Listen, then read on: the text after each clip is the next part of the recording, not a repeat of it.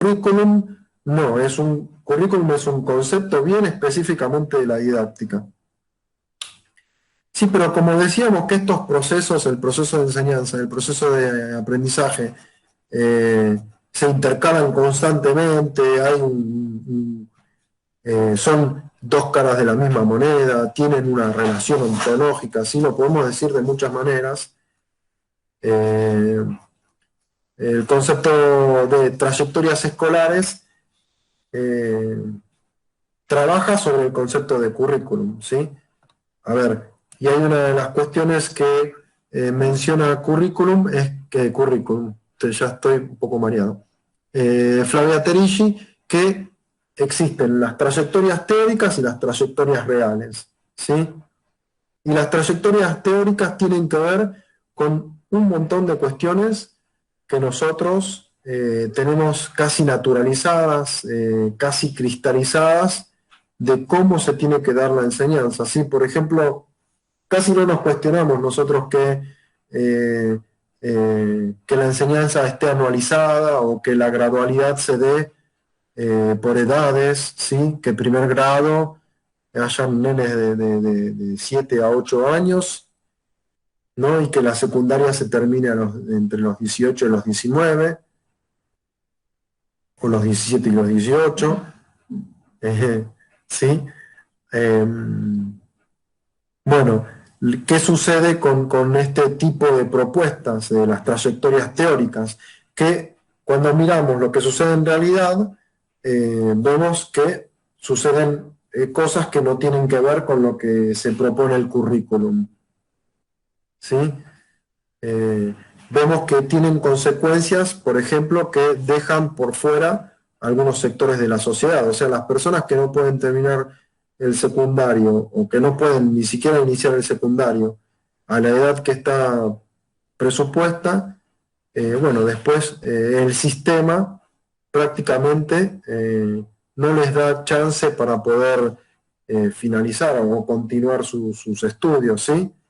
Eh, bueno, hace relativamente poco tiempo, en la Ley de Educación Nacional, recién en el 2006, se menciona que la secundaria eh, es obligatoria para todas las personas, ¿sí?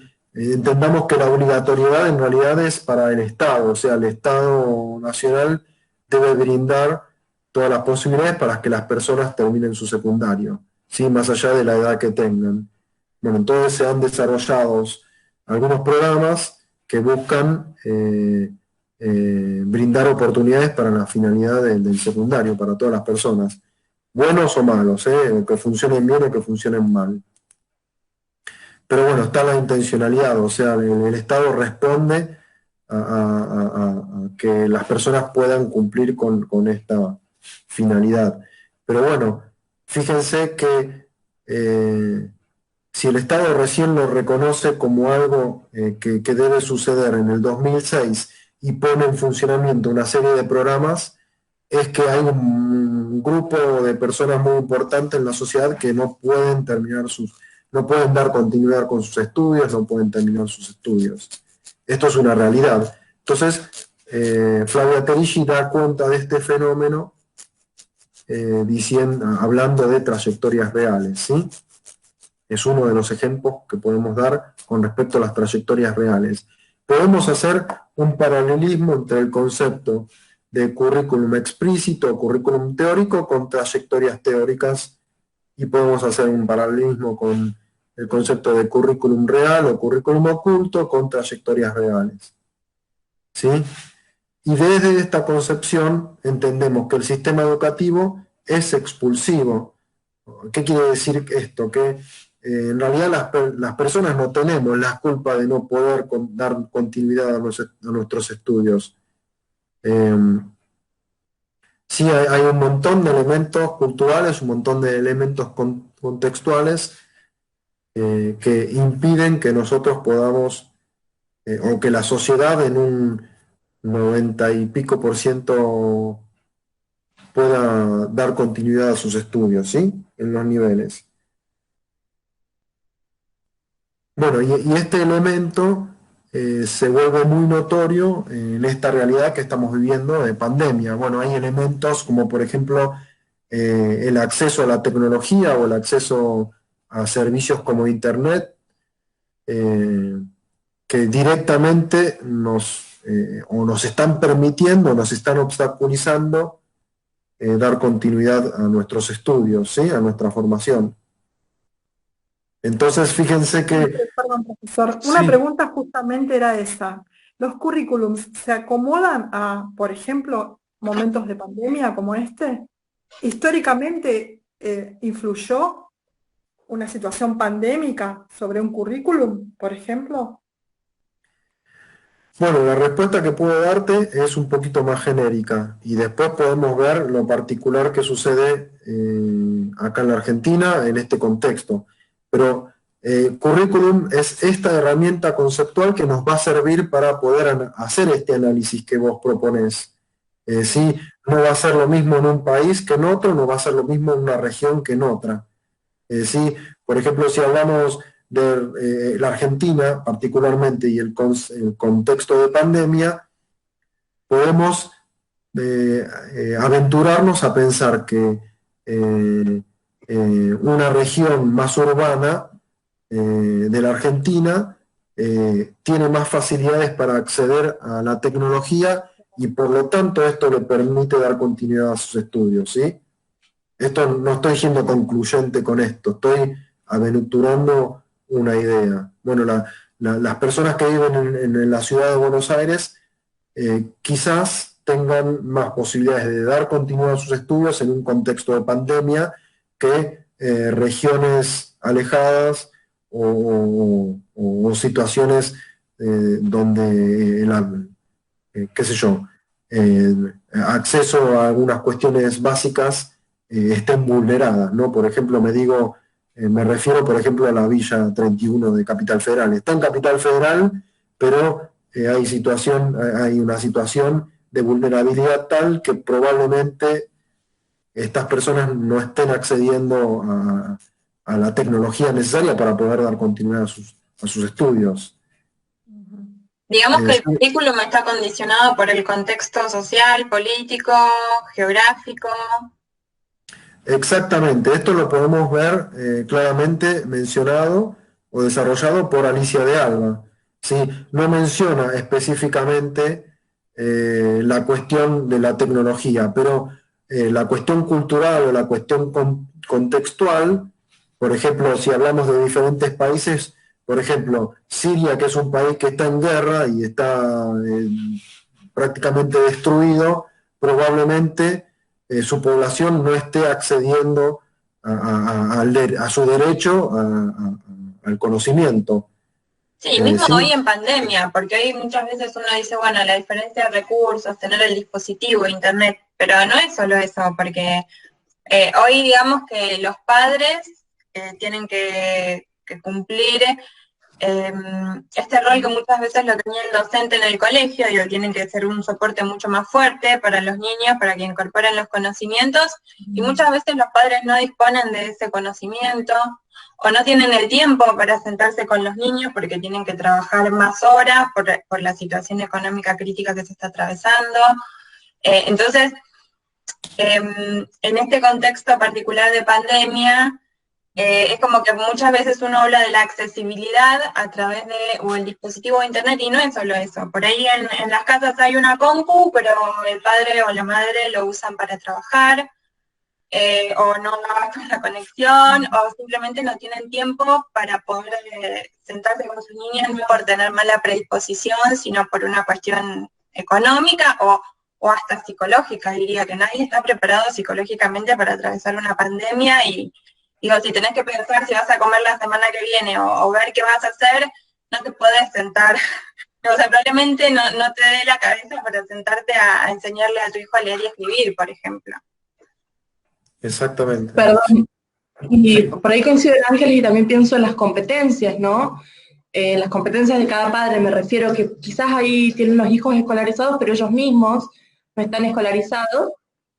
Y bueno, como decía Ángeles, tienen que pensar, bueno, ¿qué vamos a comer hoy? Y no tienen el tiempo de sentarse con los chicos porque por ahí no tienen el tiempo o no tienen las competencias para acompañarlos, entonces creo que todo eso va sumando un poco a la situación. Exactamente. A ver, yo creo que lo que podemos decir, de alguna manera, y no sé si estarán de acuerdo, es que la situación de pandemia genera una mayor complejidad, pero también deja a la vista un montón de cuestiones que obstaculizan el acceso al aprendizaje de las personas, y un montón de cuestiones son cuestiones que ya estaban presentes en un contexto de normalidad, ¿no? Con muchas... sí, esto que vos mencionabas, Ángeles, y que también menciona Fernanda, de la competencia de los docentes, o le podemos decir capital cultural, ¿no? Que quizás conozcan a un autor que habla de esto, Pierre Bourdieu. Es una cuestión bastante interesante. A ver, ¿con qué capital cultural cuentan algunos estudiantes, o qué contexto, en qué contexto viven, cuál es su contexto, su realidad, que les permiten o les dificultan el acceso a determinados contenidos, ¿sí? Bueno, no sé, yo siempre me voy a los contrastes algo radicales, pero bueno, tenemos un niño que vive en un contexto violento, o que tiene dificultado su acceso a cuestiones básicas como el alimento, entonces ingresa a la escuela con estas complejidades, ¿no? ¿Cómo tramita la escuela estas complejidades? ¿Cómo logra la escuela, cómo logra el docente eh, generar un contexto de acompañamiento para que además pueda incorporar el contenido que tiene que incorporar, que la escuela, que se comprende que la escuela tiene que transmitir, ¿no es así?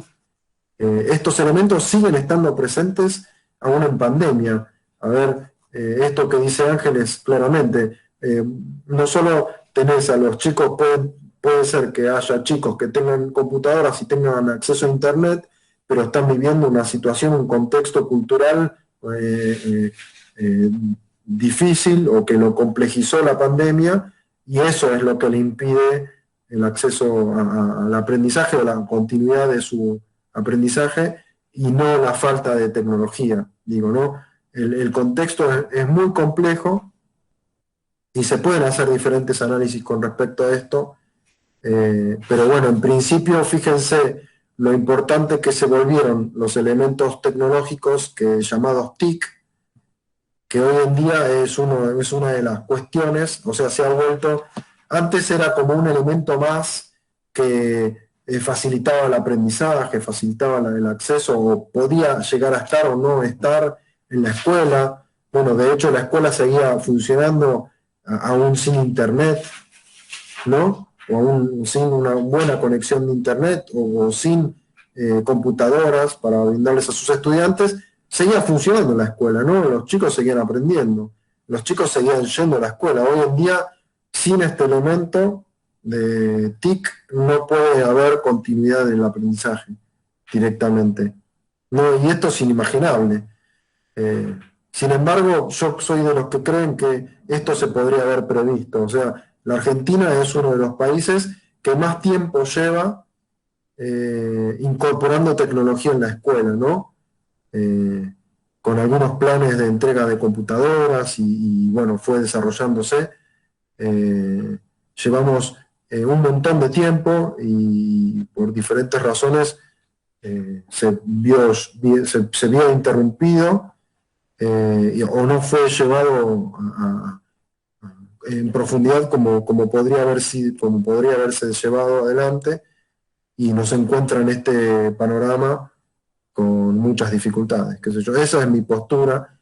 Digo, igual, sin embargo, y más allá de esto, los esfuerzos que hace la escuela, los esfuerzos que hacemos los docentes para dar continuidad a la enseñanza, al aprendizaje, son increíbles. Bueno, las historias que podemos llegar a conocer que suceden, se hace mucho esfuerzo. Están habiendo truenos, ¿no? Y relámpagos. Bueno, ¿cómo venimos con este tema? ¿Quedó bastante claro? ¿Les pareció esclarecedor este abordaje con respecto a la pandemia?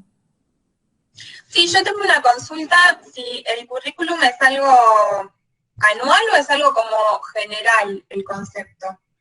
No, no sé. El concepto currículum sirve, o sea, es como muy amplio, ¿no? Fíjense que el texto de Dussel hace un buen abordaje inicial del concepto.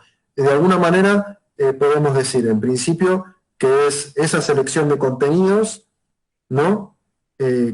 Bueno, voy a hacer este recorrido. Alicia de Alba nos dice, bueno, currículum es una selección de contenidos que tienen que ver con lo que está presente en la cultura, que esa selección de contenido no es ingenua, o sea, hay un porqué y hay diferentes factores que terminan de definir esa selección, que además esa selección se conforma en un debate público en diferentes momentos de la historia, a veces con más participantes, otras veces con menos participantes. Y Inés Dussel va a incorporar esta idea de que el currículum es aquello que delimita la vida en la institución escolar, que incluso delimita, por ejemplo, los momentos de ocios, como el recreo, ¿sí? Que además, como habíamos hablado a partir de la intervención de Elizabeth y también con esta intervención de Ángeles al final, el currículum es algo que se va construyendo a lo largo del tiempo y que se construye también en base a lo que se toma de lo que sucede en la realidad. O sea, Dussel habla de esta idea de recreo, que en principio el recreo no existía en las escuelas, pero se vio como una necesidad y se empezó a conformar como un espacio más dentro de la escuela, delimitado, que además es un espacio en el cual no se deja de enseñar y no se deja de aprender. Porque en el recreo no es que no se puede hacer cualquier cosa que le plazca al chico. El chico hay cosas que no puede hacer. El currículum también es aquello que sucede y que no está dentro de lo que propone el currículum teórico, ¿no? El currículum explícito. Eh, o sea, es currículum oculto también, ¿sí? Fíjense lo amplio que es, ¿se dan cuenta cómo podemos ir abordando? Currículum es la Ley de Educación Nacional y currículum también son los documentos curriculares que se construyen desde los ministerios, ¿sí? De educación de cada jurisdicción a nivel nacional y a nivel jurisdiccional. Y currículum también es el programa del docente. ¿Sí? ¿Por qué? Porque el docente desarrolla su programa, su propuesta pedagógica, la desarrolla en base al documento curricular, en base a la institución en la que se encuentra. Fíjense que es una cuestión idiosincrática. Sí, volviendo a la ESI, yo trabajo en una institución educativa religiosa que no quiere que trabajemos educación sexual integral. Bueno, yo como docente voy a tener que responder a esa lógica institucional y no tanto al documento curricular que me obliga a trabajar sexualidad de forma integral. ¿Sí? Hay un montón de elementos que participan en este concepto. En realidad, quiero que entiendan que currículum es una herramienta conceptual a partir de la cual podemos abordar la realidad educativa. ¿Sí? No solamente de nuestro país y no solamente de esta época, sino de otras épocas o de otras regiones. Sí, el currículum es un concepto un poco esquivo, así que no se puede dar una definición específica, ¿no? Podemos ir abordándolo de a poco, pero bueno, es selección de contenidos, es lo que sucede en la escuela, es lo que hacemos los docentes, es lo que los estudiantes nos invitan a que hagamos, es el cambio en la propuesta pedagógica, a partir de las necesidades de los estudiantes.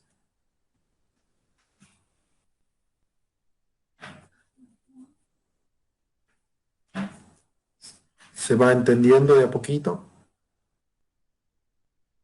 Sí, por eso están estos 3 textos para abordar currículum. O sea, Dussel quizás tiene una mirada más contextual, más sociológica del currículum. De Alba tiene esta mirada un poquito más ampliada, más sistémica, ¿no? De cómo se constituye el currículum y de cuáles son los niveles de concreción del currículum, ¿sí? Nivel nacional, nivel jurisdiccional, nivel institucional, nivel áulico, están mencionados ahí en el texto de de Alba. Y después tenemos esta otra mirada, cuáles son las consecuencias del currículum y cómo podemos dar cuenta de ellas, ¿sí? Terigi lo hace a través del concepto de trayectorias.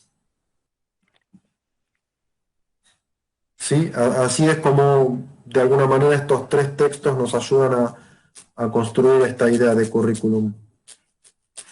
¿Sí quedó un poquito más claro? Te paso ahí el repaso que me pedía Elizabeth, ¿qué les parece? Sí. Por lo menos unidad 2 estamos recompletos. ¿Sí? Sí, está. Y unidad 1, bueno, tenemos estos 3 textos. Pensemos que el texto de Basabe y Coles parten desde una idea más conceptual de lo que es enseñanza, partiendo de lo más básico a lo más complejo, ¿sí? Parten de esta idea básica de cuáles son los elementos mínimos que participan en la enseñanza, dan esta idea de que enseñanza sucede en contextos que no son socialmente regulados como las instituciones educativas, pero la didáctica va a trabajar en base a este contexto socialmente regulado. Y estos aspectos, por favor, ténganlos súper releídos, esta primera parte del texto de Basabe y Coles, que tienen que ver con el intento y con la acción intencional. Después el texto de Daniel Feldman, en principio, también hace una definición muy básica de enseñanza y después la va complejizando. O sea, parte de la idea esta filosófica que nos aporta Comenio sobre enseñar todo a todos, y a partir de esto nos genera una reflexión, o sea, bueno, en lo que sucedió en el foro, ¿no? Bueno, ¿qué quiere decir enseñar todo a todos? ¿Se puede? Alguien ya se lo preguntó alguna vez, y sin embargo pasan cosas en el mundo que no dan cuenta de este todo a todos, ¿no? La realidad marca otra cosa diferente. Después hace esta definición diciendo, bueno, enseñar es que lo que sabía uno lo empiecen a saber 2, ¿sí? Es muy básica esta definición. Después, en el medio tenemos el mundo y sus profundidades. Sí, bueno, es algo parecido a lo que dicen Basabe y Coles. ¿Cuáles son los elementos básicos que participan de la enseñanza? Bueno, pero después empezamos a mirar y el docente tiene una relación particular con el contenido, hay una selección en función a un objetivo, también hay sinnúmeros de formas de conformarse como docente, en relación también al estudiante, o sea, no podemos ser el mismo docente con el mismo grupo de estudiantes, con diferentes grupos de estudiantes, tenemos que variar nuestra propuesta. Sí, ahí hay un mundo en la relación entre estos elementos. Entonces, esta definición básica que ofrece Daniel Feldman al principio de su texto tiene gusto a poco, ¿no? ¿Cómo podemos decirlo? Entonces, Daniel Feldman habla de estos 2 mitos, estos importantes que ustedes lo sepan, ¿no? A partir del texto de Daniel Feldman, cuáles son estos 2 mitos y cómo argumenta Daniel Feldman en función de estos 2 mitos, de alguna manera para desmitificarlos, ¿no?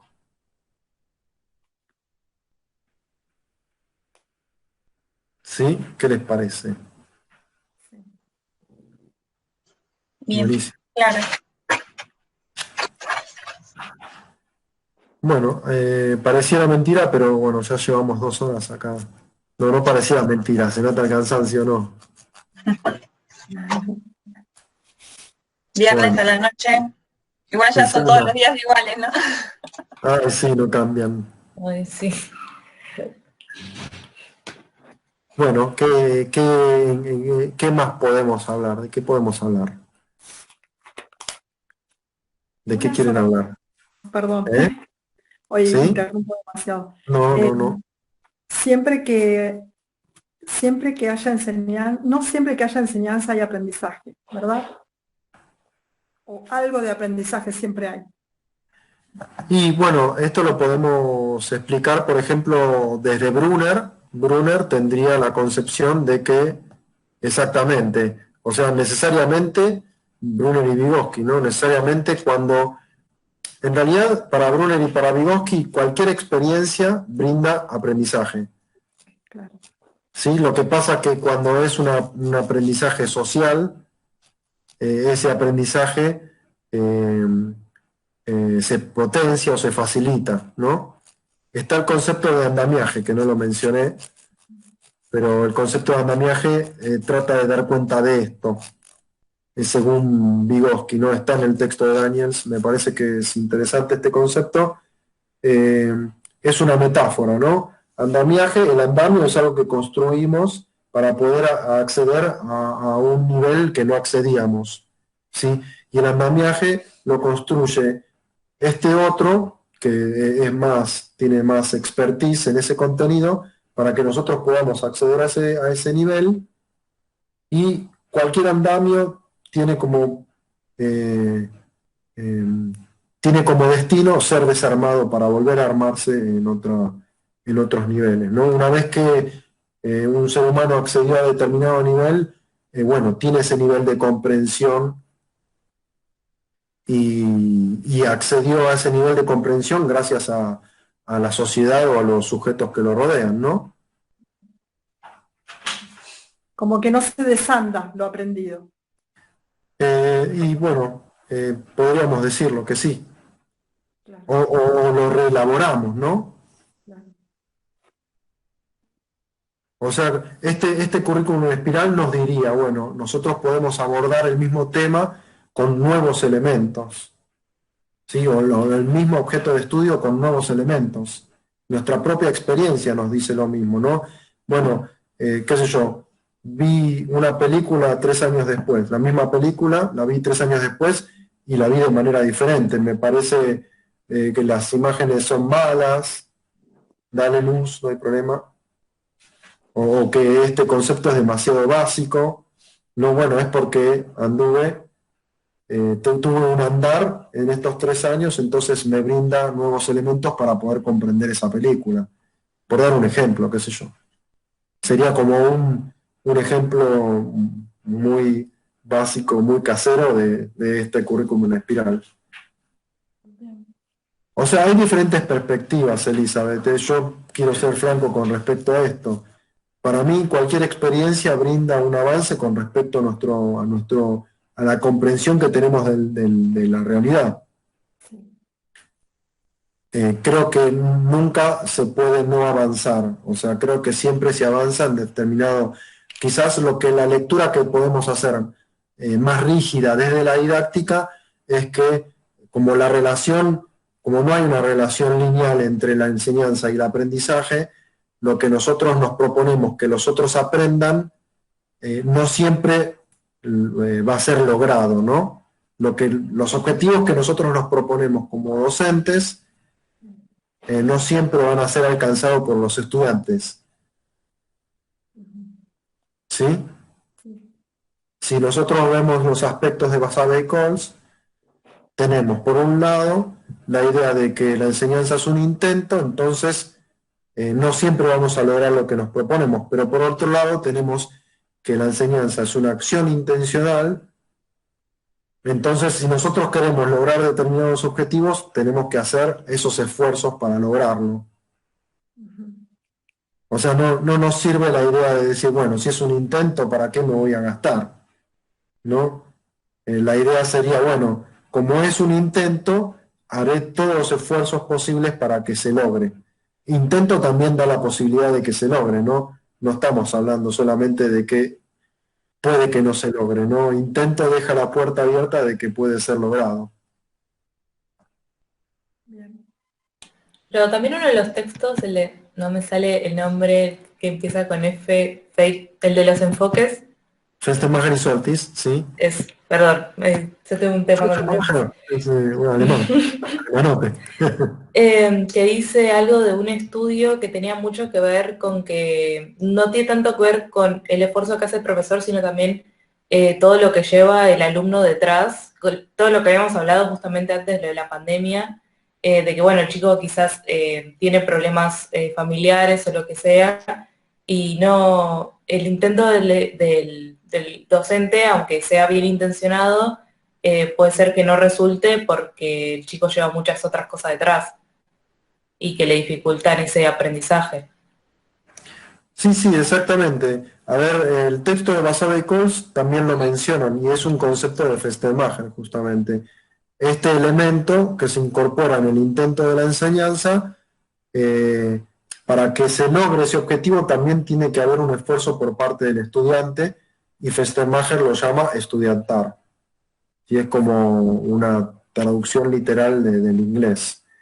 O sea, para que nosotros logremos, o para que el aprendizaje se logre, en realidad también tiene que haber estudiantar, o sea, tiene que haber dedicación de tiempo por parte del estudiante, voluntad de incorporar determinado contenido.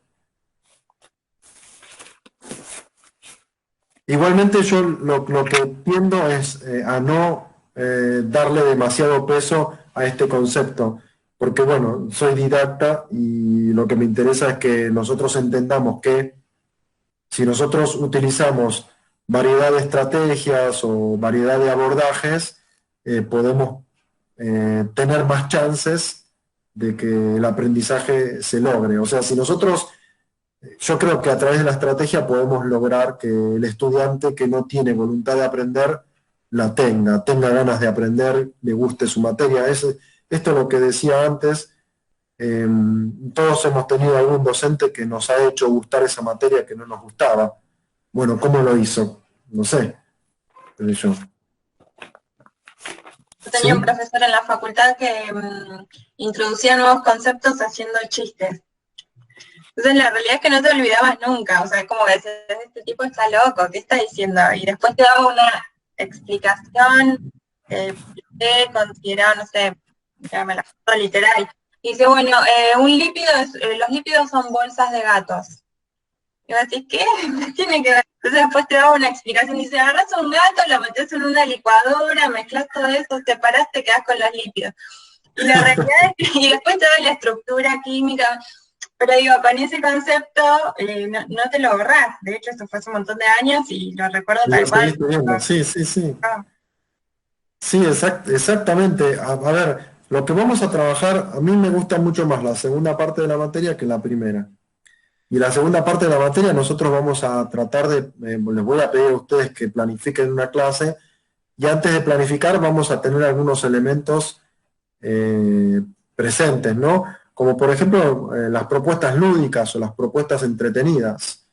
Me parece que para la docencia tenemos que tener, o me parece que nos facilita mucho la tarea a los docentes que seamos creativos o que apelemos a la creatividad y que nos animemos a este tipo de relaciones, a ver, las más alocadas. Yo me acuerdo de mi docente de geografía que me dijo que nos explicó cómo se dividió Pangea, o sea, me acuerdo todo también, me pasa lo mismo que a Ángeles, y nos dijo que era porque un dinosaurio justo estaba en el momento cuando se dividía el territorio. Entonces de un lado quedó la caca, porque se asustó que se dividía el continente. Es imposible porque eso tardó millones de años en dividirse, pero el tipo nos hizo ese chiste, nos dijo, bueno, de un lado quedó la caca, del lado de Argentina quedó la caca y del lado de África quedó el hueso del dinosaurio. Bueno, es una tontería, pero nos acordamos de algunas cosas por este tipo de relaciones que son cosas creativas, ¿no? Son construcciones de relato, en realidad. Para mí eso es lo interesante de la docencia, de que apelemos, de que busquemos relacionar los contenidos que tenemos para dictar con otros con otros elementos culturales, ¿no? Que en definitiva sucede. Por ejemplo, en los manuales de inglés se buscan, o sea, me parece que la enseñanza de la segunda lengua habilita para introducir diferentes tipos de contenidos, ¿no? O sea, a través de otros contenidos es como enseñamos la segunda lengua, ¿no? No sé si están de acuerdo conmigo, pero bueno, yo aprendí toda mi vida otras lenguas y bueno, la que más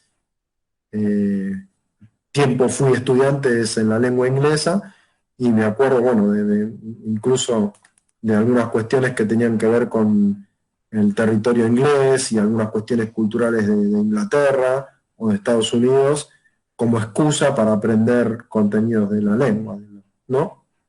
Claro. Bueno, ¿qué les pareció la clase de hoy? ¿Estuvo buena? ¿Estuvo entretenida? Sí, se pasó muy rápido. Ahora Bueno, que me alegro. Bueno, me alegro, me pone contento. Bueno, entonces esta clase la estaré subiendo. Espérenme a mañana porque ahora voy a terminar Mega Destroy. Así que mañana lo sumo estará publicada la clase con el video. ¿Qué les parece? Bien. bien, vale. Bueno, ¿queda alguna cuestión en el tintero que quieren preguntarme? ¿O estamos bien? No, el examen sería entonces el 9. El examen va a ser el 9, exactamente. Lo voy a publicar también en el texto ahora, en la clase. Y bueno, lo que no les dije es cómo va a ser, pero bueno, se los puedo explicar igual después en otra ocasión, pero les adelanto. O no sé si ya lo dije, ya estoy mareado. Yo les envío las consignas a las 8 que empieza la clase, ustedes las resuelven individualmente y una vez resueltas me devuelven, me responden el mail con el archivo y las consignas resueltas, ¿sí? Es de alguna manera como representar esta presencialidad, o sea, haríamos lo mismo si fuéramos a la institución y lo hicieran arriba de un banco, pero lo hacen en sus casas. O sea, tenemos 2 horas para elaborarlo. Sí, me parece que es un poco más, porque en realidad la clase termina 22:40, ¿no? 22:40, exactamente. Ah, bien. El currículum real para este horario nunca se condice con el currículum teórico porque siempre terminamos antes. Listo. Te lo devolvemos por mail entonces. Exactamente, yo les mando por mail las consignas y ustedes me responden por mail el examen resuelto. Lo que sí que les quiero comentar, que voy a abusarme de la virtualidad porque ese mismo día yo voy a publicar una clase, o sea, esto sería imposible en la presencialidad. Voy a publicar una clase, ya que tenemos una semana más para estudiar, publico la clase inaugural de la unidad 3 y 4, ¿eh? Y van a tener foro para participar y todo. Pero bueno, tienen la semana para hacerlo, no lo tienen que hacer, van a terminar cansadas y cansados, así que no lo tienen que hacer en ese momento. De hecho, recuerden que no tienen que participar en todos los foros si quieren, si no quieren en realidad. O sea, tienen la opción de participar, pero como mínimo habíamos dicho, 3 foros como mínimo, creo que eran, o 2 foros como mínimo. Ya no me acuerdo, ya estoy tocando banquina, así que no me hagan decir más cosas porque voy a decir pavadas. ¿Sí? No me acuerdo, o 2 foros o 3 foros, creo que está escrito en alguna parte, obligatorios para dar cuenta de la presencialidad que no estamos teniendo, la asistencia que no estamos teniendo, haber rendido los exámenes y tener notas que les permitan o aprobar o a promocionar la materia, ¿sí? Bien. Pero a mí me encanta que participen en los foros, así que si quieren, participen. Bien. El examen es uno solo y después 2 trabajos prácticos, ¿es así? Bueno, el segundo examen, o sea, sí hay un trabajo práctico que tiene que ver con la planificación y además de planificar van a tener que leer la planificación de otra persona y hacer observaciones o de otro grupo de personas. Y el segundo examen es un segundo parcial integrador lo que se llamaría domiciliario. En realidad es un trabajo práctico que lo lo resuelven en una semana y lo pueden hacer de a dos, ¿sí? Si quieren hacerlo de a uno, lo pueden hacer de a uno, y si no queda otra, habrá algún grupo de a tres, pero bueno, yo voy a hacer todos mis esfuerzos para ubicarlos en grupos de a dos. ¿Sí? Bien. Bueno, nos vamos a dormir. A comer, a dormir. Bueno. ¿Sí? ¿Estamos bien? ¿En serio? Sí. Estamos bárbaros. Buenísimo. Bueno, me gustó mucho haber compartido con ustedes este momento y nos vemos la próxima vez, ¿sí? Tendremos otra clase de conferencia como esta. Ya diremos cuándo. Bueno, un saludo. Chao. Tengan un buen fin de semana. Saludos. Muchas Chao, gracias. Gracias.